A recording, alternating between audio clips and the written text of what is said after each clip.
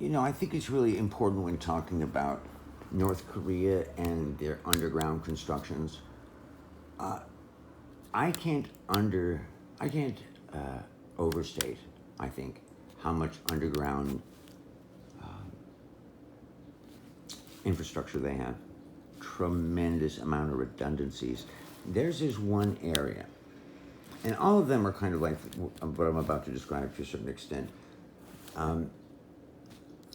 Have been built generationally through the Kim family from the very beginning. And so one of these, I'm just calling it Kim City, and I think that might be one of like the nicknames for it.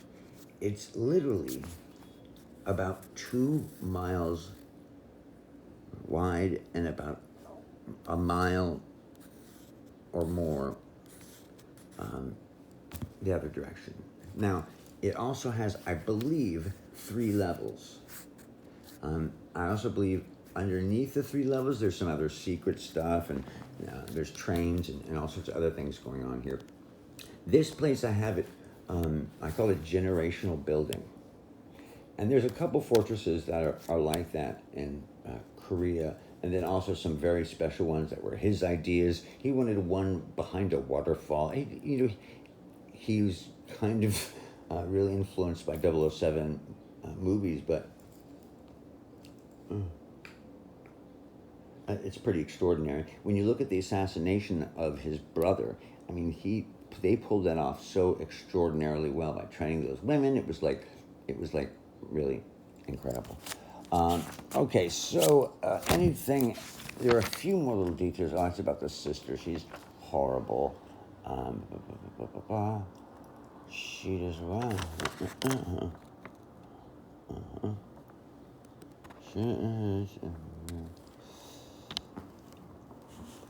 Okay, so she's the one who inserted these spies. Okay, that's right. And to make a long story short, North Korea and China are in bed together with that plan I spoke about earlier about the first global emperor, the first grand emperor of Earth. The first emperor meant so much to China's first emperor, and that tomb still is not open.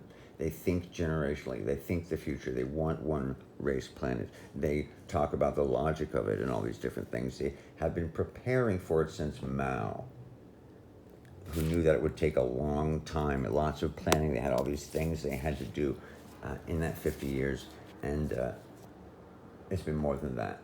And but right now China has surpassed us in technology and lots of things. We've got tricks and secrets, but they know a lot of our secrets, and they're willing to blow up everything on the surface in a certain way, strategically, and happily live underground for quite a while.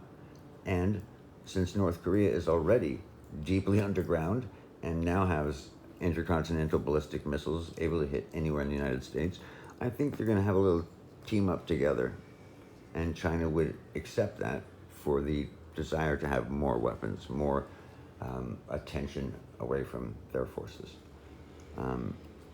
It's actually not fancy. This isn't like nuclear deterrence. This is actually a plan that's waiting for the right moment. So that's a little disturbing.